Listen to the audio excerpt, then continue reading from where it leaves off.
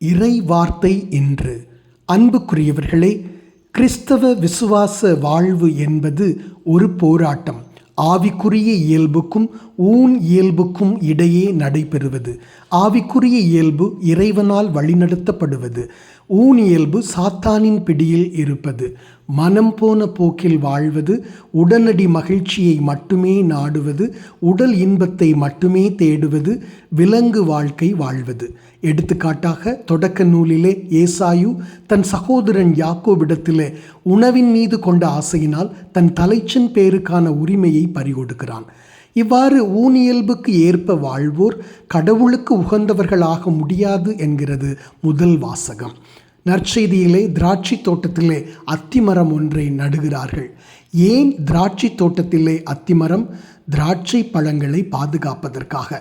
பறவைகள் திராட்சை பழங்களை உண்ண வரும். அதே வேளையில் அத்திப்பழங்களும் பழுத்திருந்தால் திராட்சை பழங்களை விட்டுவிட்டு அவை அத்திப்பழங்களை உண்ணும். எனவேதான் திராட்சை தோட்டத்திலே அத்திமரம் நடப்பட்டது. ஆனால் இந்த அத்திமரமோ பழங்களற்று கனியற்று வெறுமையாக நின்றது.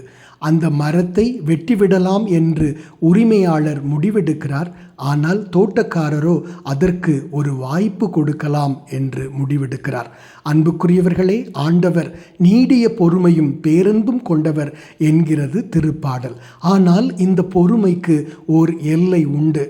அவர் நமக்கு மனமாற கொடுக்கின்ற வாய்ப்புகளை பயன்படுத்தாத போது நமக்கு தண்டனை உண்டு.